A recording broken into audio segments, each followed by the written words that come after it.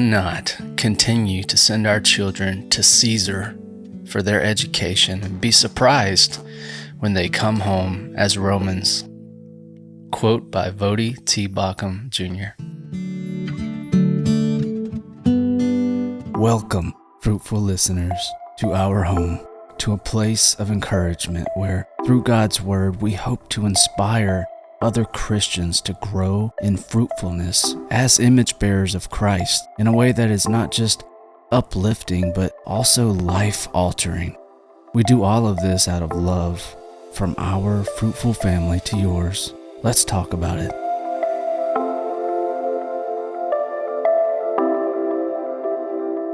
Welcome back, fruitful listeners, to another episode of our Fruitful Family podcast. I'm Cody. And I am Jessie.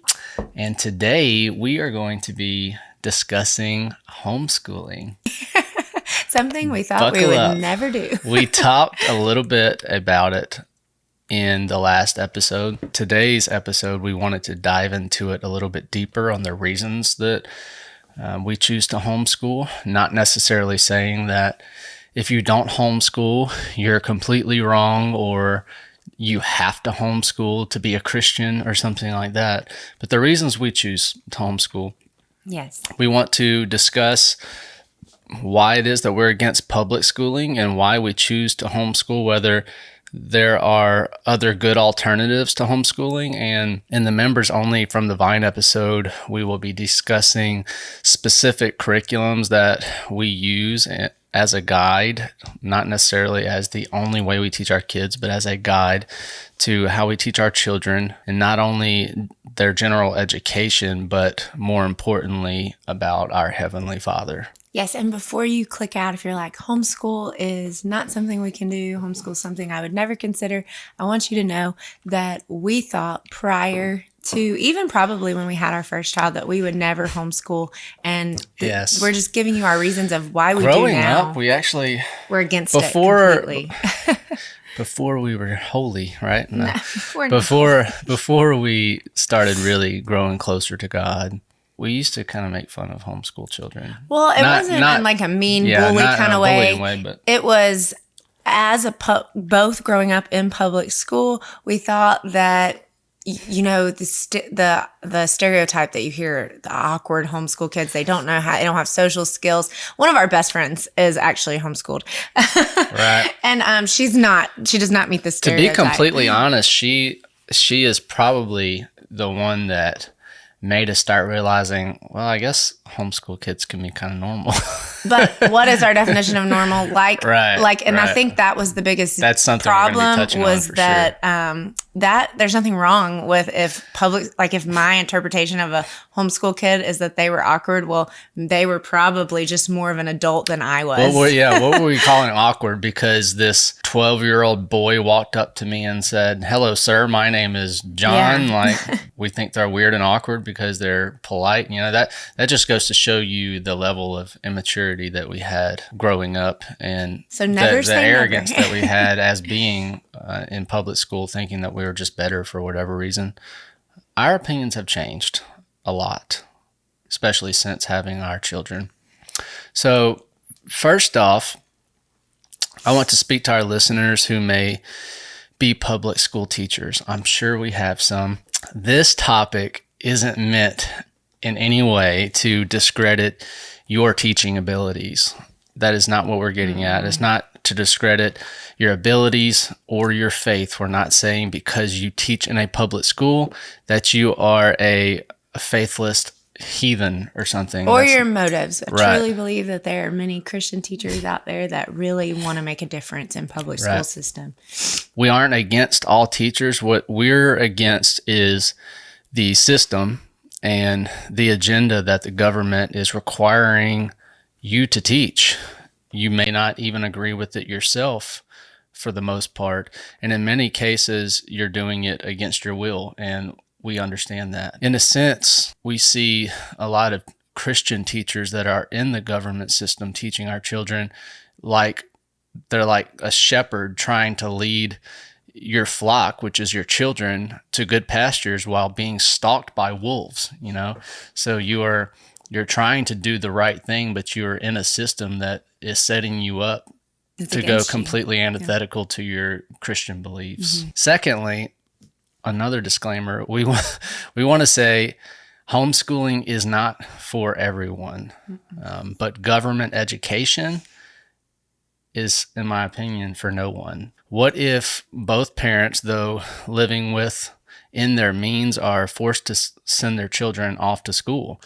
Are there any good alternatives? While we won't go into any deep amount of detail on this, there are good, doctrinally sound Christian schools out there. We don't have one near us, and that's one of the main factors that has us wanting to school our own children. And not just that, or affordability is a huge thing. Christian schools are known to be extremely expensive, private schools in general.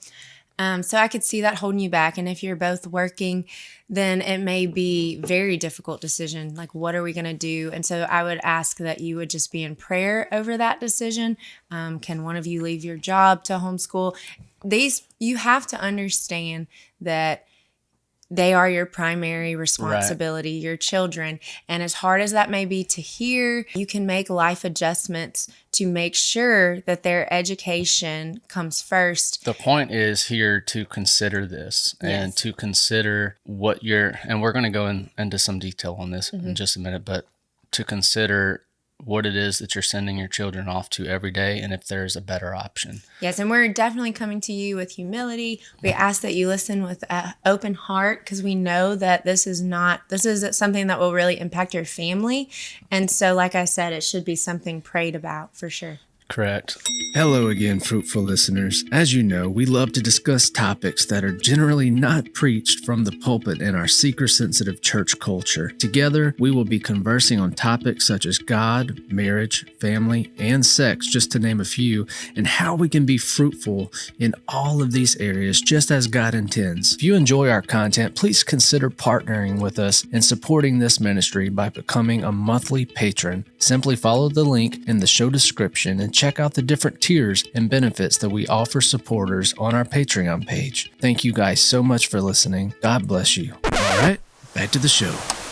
So, reason number one that we homeschool our children, we do this to advance the kingdom of God. I'd like to start by saying that we are no one. God in his omnipotence does not need us in order to advance his kingdom, but he does choose to use us anyway. Something else I want to get across is that we do not need to have the mindset that we are homeschooling only because the schools are so bad. To me, that's not a good enough reason to homeschool. While this is true, it shouldn't be our primary reasoning. And why? We do not need to be people, especially as Christians, that hide from the world. Mm-hmm. The world needs us. Well, we live in this world. We have to be a part of this world. We're not going to go live away from everyone and everything. You're not going to make any impact for the kingdom if you do that, if you're secluded. Exactly. The idea here is we as parents are to raise up children in the ways of God, and we're to train up disciples. Our children, in order to go out into the world to be productive Christians, they need to be trained up to fight for the cause of Christ. Public school is not going to be training our kids in this way. Public school wasn't designed for that. So many parents love to say, "You're being selfish. My Christian child needs to be salt and light to other children in their public school." And that was kind of my stance for a while. Yes, that's what I always thought was that my kids are going to be there and they're going to bring others to Christ. Well, you're talking about very small children. First off, I'd like to say that a Christian is the salt of the earth wherever he or she is. Salt and light are states of being, according to Scripture. They are not in and of themselves an action. Our kids don't need to go out and be salt and light. They are salt and light right where they are if they are Christians. Secondly, how are our children supposed to shine for Christ in this dark world if they are not equipped to do so? Yeah. What are we doing whenever we're sending them off to public schools completely unequipped, we are sending them off to fight the good fight that they're not equipped for. That's right? Exactly right. So, I mean, even when you think of, because I mean, some people are like, well, then I'll just homeschool through the younger years and make sure they're equipped. You have to understand and really know that your child is equipped for that fight before ever even considering exactly, because they're impressionable at 12, 13. Go send them in. That's a common one, especially for sports. Well, we're going to homeschool them, and then as soon as they're of age where sports really matter, we'll send them in at 12 or 13, and they're going to be fine because we've already taught them. We both played sports. We love sports. I'd love my children to be able to be in sports, but I also know now that I would rather them be in Christ than in sports. Yes, but it's that. So what I'm saying is even at that age, even if you feel like they are very strong in their faith, we've brought them up right, think about them being attacked daily, hours and hours a day with worldly thoughts, worldly visions for their future, kids that come from all sorts of walks of life. Are they really equipped, or are you just saying that to get them into school for something such as sports? Right. And that's our job, is to equip them. Now, the next point is, does this mean that we are sheltering our children? In a sense, yeah, we're going to shelter our children. That's kind of the point of being a parent, is to protect your children. Matthew chapter 18, verse 7 tells us, "But woe to the one by whom the temptation comes." So yes, to a certain extent, we are sheltering our children, but we have to understand, though temptation will inevitably come their way. I mean, we live in a fallen world. They're going to go out into the world, you guys. We as parents should refuse to be the cause of that temptation by throwing them to the wolves of the public school system, especially at an age where they are completely unequipped to fight for themselves. The world needs Christ, obviously. They need us to bring them the word. That's how God gets his word out, is through his followers. And our children, first of all, before they can do that, must be equipped. Yes, and I'd like to say, yes, in a way we are sheltering, protecting our children. Does that mean that we won't present worldly views and worldly agendas to our children? No, it does not, because one day my children are to go out into this world, right, whether it be in college, whether it to be in the workforce, whatever it is. I want my children to be in this world, not of this world. So that means learning what they're going to be coming against. Exactly. That's part of the homeschooling, is not, oh, the world's all rainbows and butterflies and Christ followers. Yeah. Like, no, we're going to teach them about the world and teach them how to defend themselves and stand for Christ in a world that's completely antithetical and in complete opposition to Christ. You see, that's something that I've seen with a lot of homeschool children when I was growing up, was that they were told nothing of the world. So then when they get into the world, they do a, what is it called? Like a 180, or is it a 360? A 180. A 180. A 180. And they will totally... She's directionally challenged. They will totally get rid of any views of Christianity because they feel like they were completely sheltered. That is not what I want for my children. I want them to know that we've presented everything to them. The world is going to be presented to them in a way that we tell them how the world is, why the world is this way. And in each individual situations, we will tell them the good and the bad in regards to the world. And we will teach them not only how to live in the world, but also not to be of the world. We can go to work with other people who aren't Christians, but we need to stand out. You know, we can go to school, maybe, but we need to be standing out. We do not need to blend in with the world. But in order to do that, they need to know what the world is like and what Christianity is like. And they need to know that following Christ is where they need to find their identity and not in the world. And I would rather them learn that from us than from the world itself. Correct.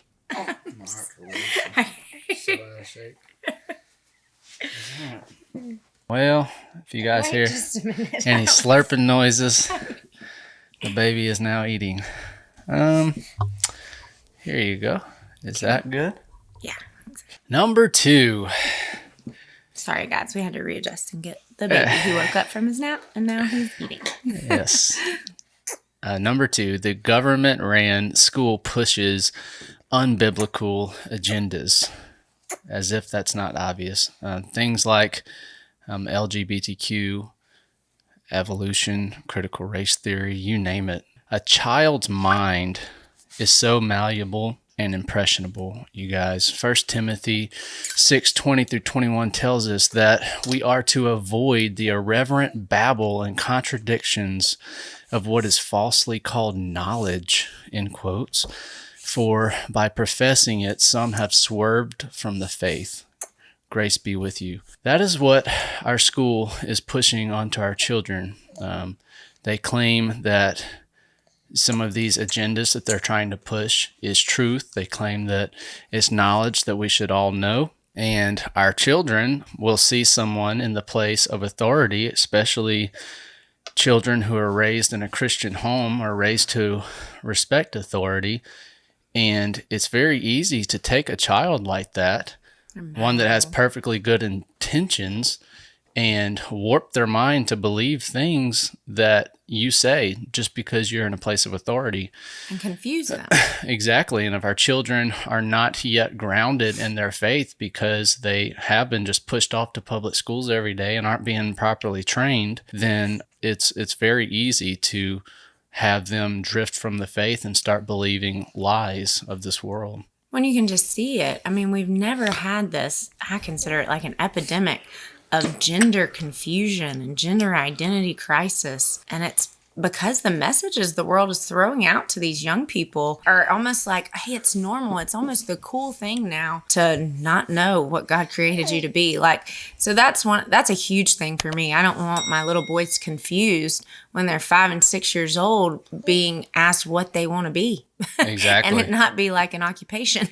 There will come an age where they can learn these things. Like we just said, we are planning to teach them about the agendas and the things that the world pushes, but we are going to teach them these things from a viewpoint and a Christian worldview that says that those things are wrong.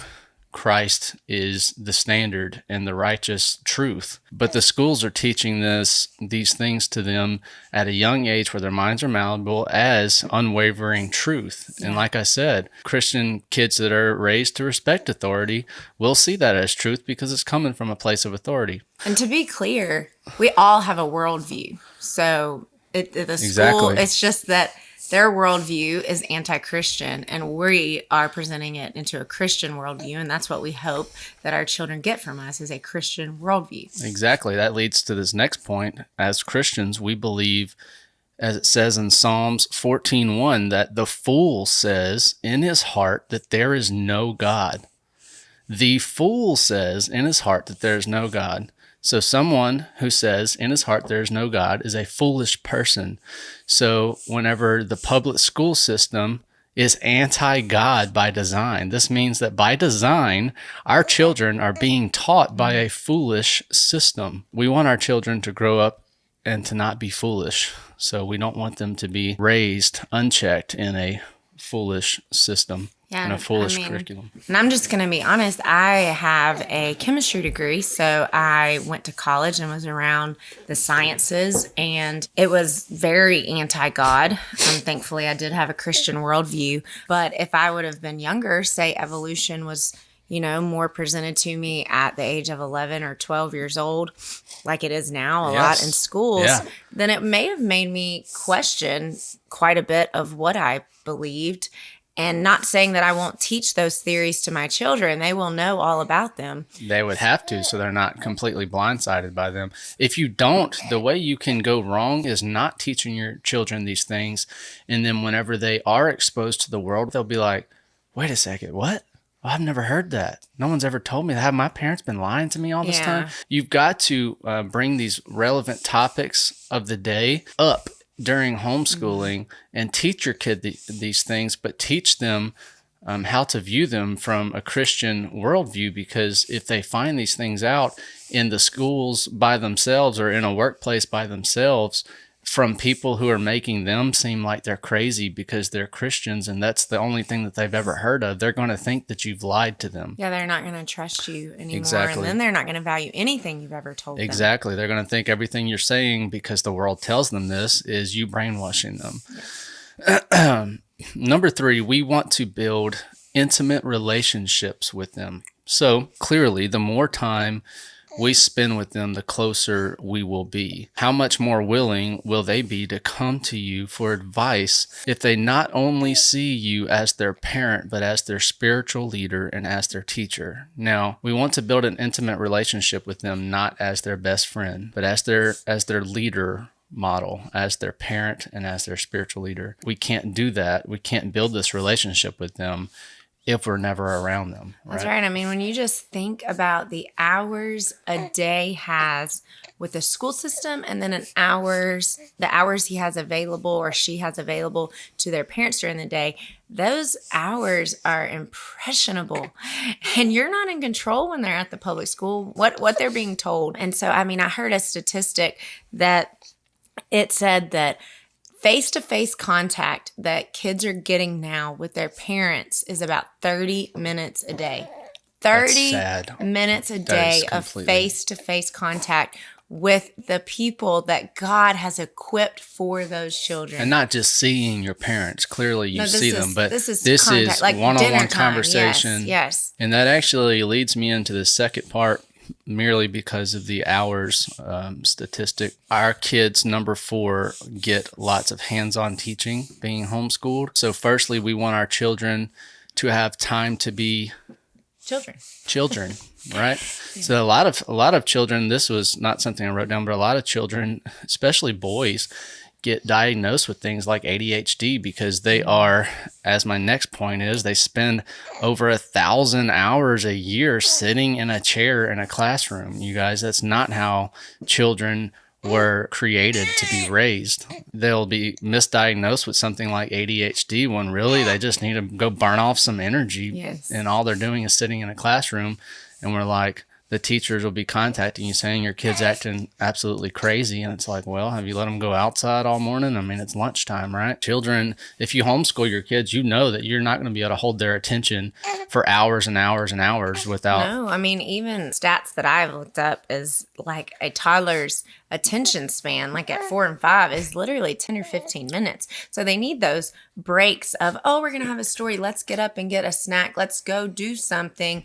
Yes. Whereas homeschool, I'm so much more in charge of it. No matter, my homeschool can last an hour, but they would be at school all day dealing with this for 8 hours. Exactly. That's a lot for a child. And as they get older, obviously their attention span will start to be, you're going to start to be able to focus that down a whole lot more. But as a child who's just learning discipline and don't know exactly how to control their energy levels, this is very important to let your kids have a lot of hands-on teaching where they can move around and burn off some energy if you want them to be able to stay focused at all. Our children learn in all sorts of different ways. Obviously, we have the academic learning from the curriculum and from all the sit-down teaching that Jesse does with them. But our children also learn in nature. Mm-hmm. Keep this in mind. All the ways I'm about to tell you that they learn, they're not only learning about the specific thing that we're doing at that time, but you will find learning and teaching moments all throughout your day whenever you spend a lot of time with your children. Well, you may find in nature, while you're walking around in the woods, you may find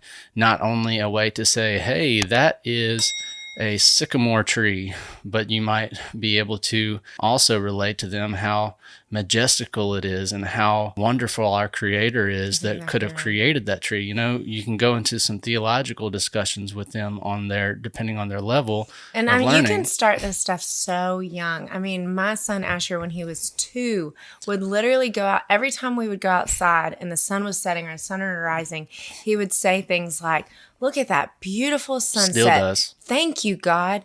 I mean, he saw that from mom and dad. Children learn and listen to a whole lot more than we give them credit for. Yes. That's something else to understand. Our children learn in the kitchen.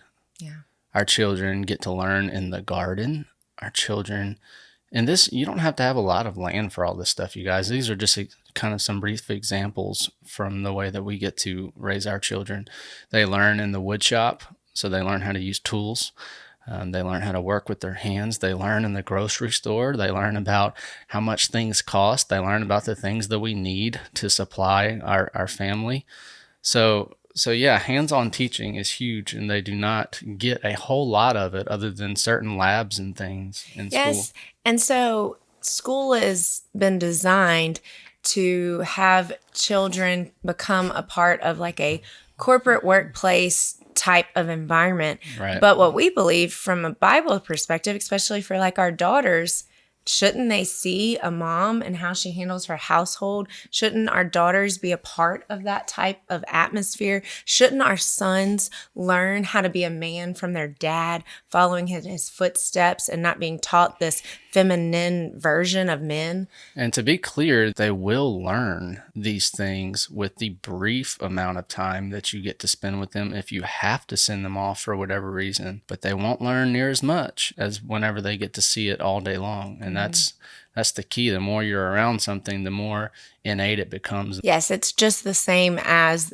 when you spend more time with Christ, you become more like Christ. And if you want your kids to be more like you, more like a Christian, then they need to spend more time with you. Spend more time with you. Number 5, we want them to witness as much as possible. This is going off of what she just started talking about, how a family unit should operate. So again, the more time you get to spend with them, we want them to see all throughout the day, mommy hugging dad. We want them to learn how to help with daily tasks as part of a family unit. We want them to witness the spiritual fruits of mom and dad. You want a child to be kind, you want a child to be patient, and you want a child to be loving. You've got to give them an example of that, right? Well, and I mean, think about it. You may wonder, I'm sure some of you have, if you have children already, then when they get home from school or over the last couple of weeks, Yes. You're like, where did they learn this bad behavior? And if it's not something that you see in your household at all, Then you know where it's coming from. it's probably coming from school. They're Right. there most of their time. Right. We want them to witness things like repentance and forgiveness whenever we fall short in certain areas. So if we are short with our children, if we are impatient with them, we discipline them out of anger.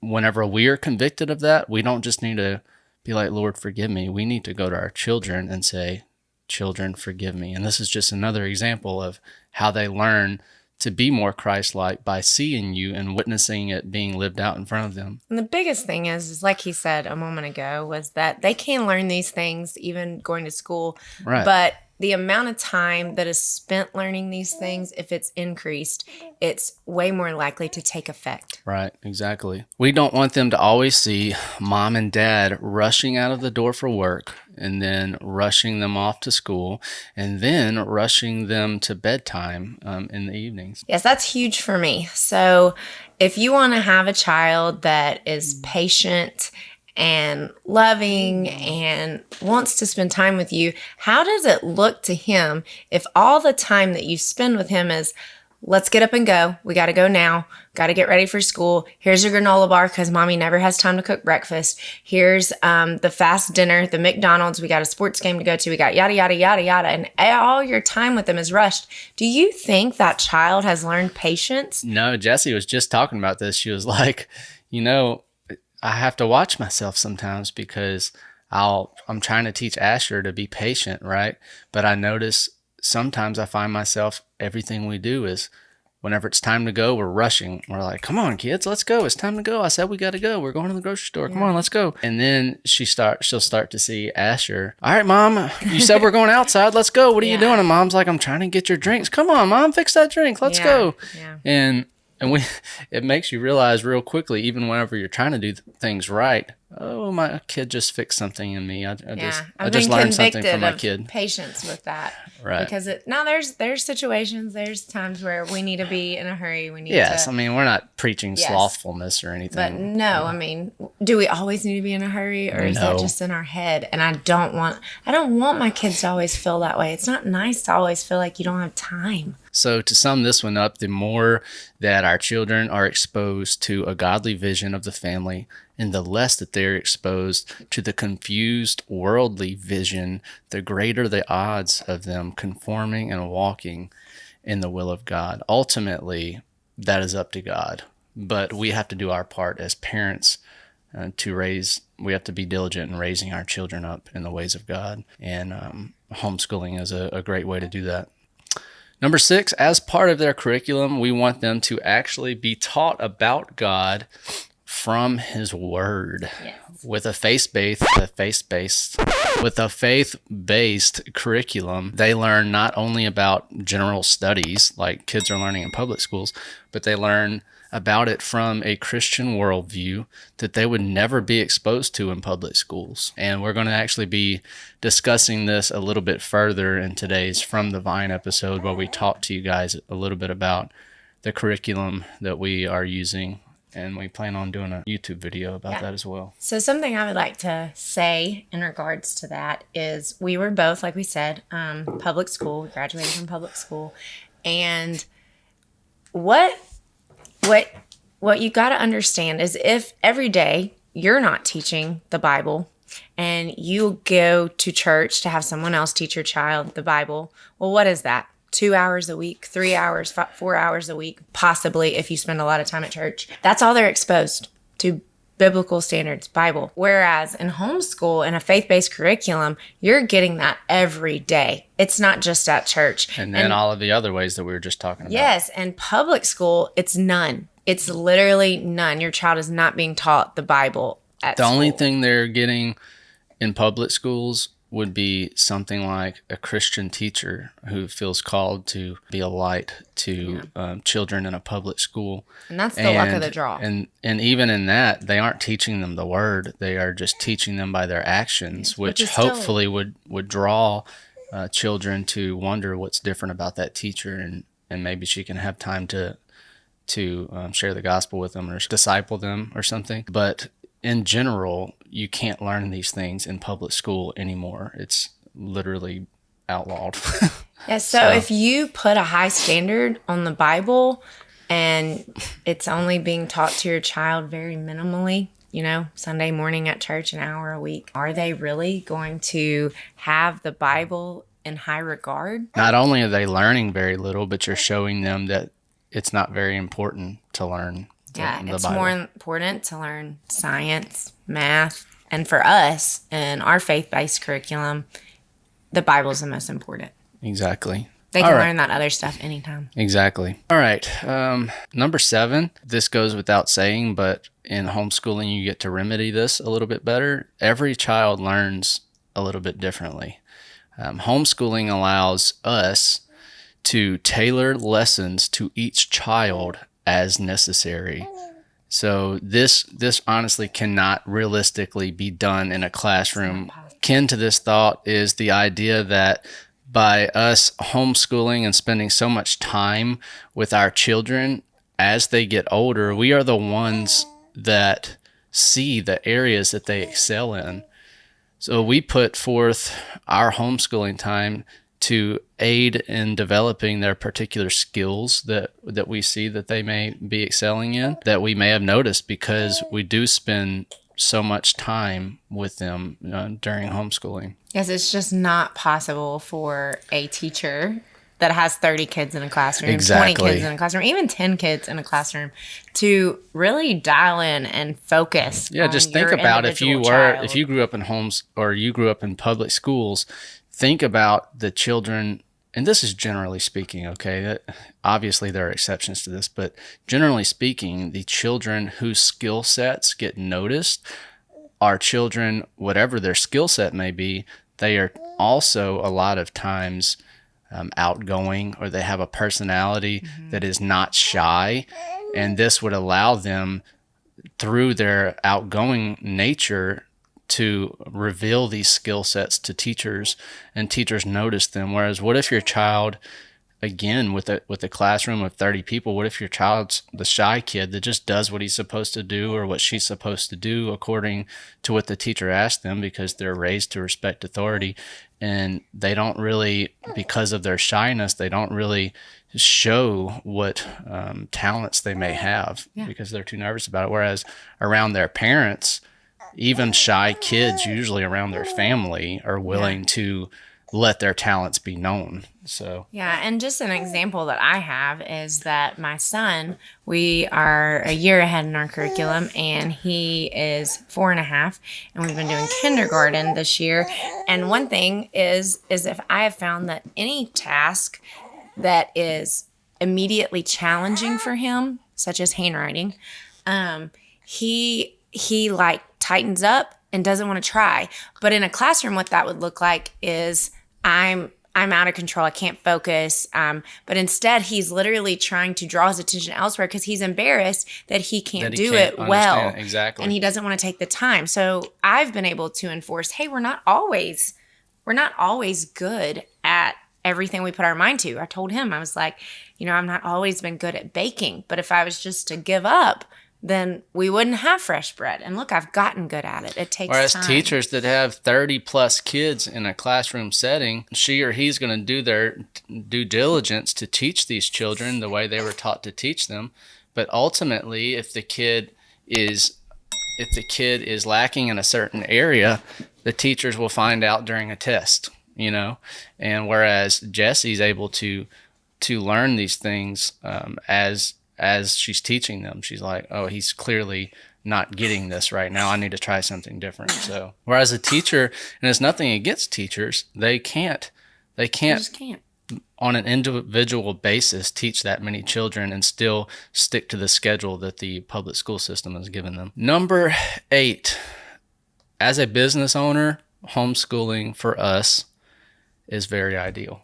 Mm-hmm. Yes, it frees up our schedule. Homeschooling works around our schedule instead of the other way around. Instead of us trying to work around the school schedule, and it's just and we don't have to live in a rush, because otherwise we would always be rushing. It just fits into our lifestyle much better. We can go on during our slow time. So our slow times in the wedding venue business are the cool winter months, January, February, March, very slow time for us. Whereas, spring, summer, and fall can be very hectic. So we can plan vacations at that time and don't have our children missing school for a week out of the year. Right. I can just move school back a week or whatever we want to do. We also take a month off for December. I always start based on the amount of time I want to take off for Christmas time, and I want us to enjoy that time together. So we take about a month off, which is nice. This time I had a baby. We took 6 weeks off because so nice. I scheduled it around the baby's arrival, and we're not behind at all. We're going to finish just on time this year. Yeah, and if you get behind in a certain area, guess what? You can work extra that week. It's probably my favorite benefit of homeschooling is that, like, for instance, Asher has an appointment with the doctor. Guess what?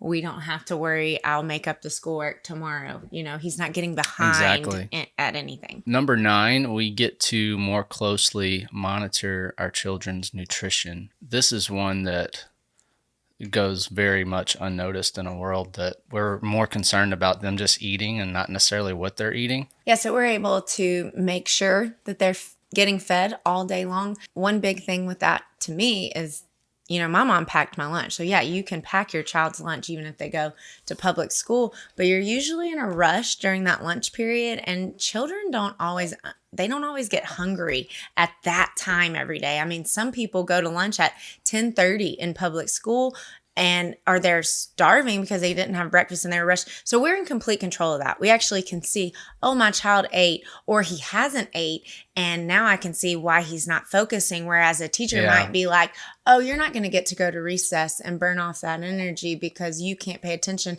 but really their stomach's just growling and they needed to eat something. I know Jonathan, her little brother, Jonathan, we would always, her mom would always talk about how he would come home after being at school all day, and his lunchbox still had all his lunch in it.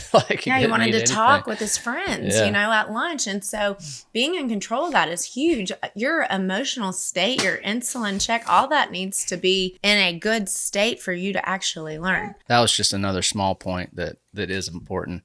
There are ways to monitor your children's nutrition, obviously, like we said, by sending them to school with their own lunch, but you can obviously monitor it a whole lot better and control it better if they are at home with you.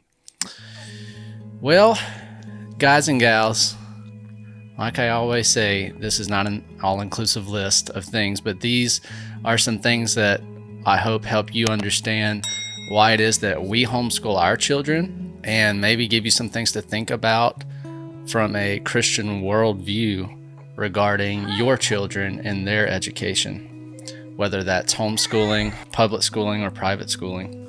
Don't forget, this episode is not actually over. It's over for the podcast, but over on our YouTube members, Tier 3 or higher, and also Tier 3 or higher on our Patreon, we are about to press pause on this video and start recording our From the Vine series. And we are going to be giving you guys today a little bit closer look at what we do in our home for homeschooling, the curriculum that we use, how we adapt that to ourselves, etc. So I look forward to talking with you guys over there on From the Vine. Sounds good. Thanks for hanging out with us. God bless you guys. We will see you on the next one.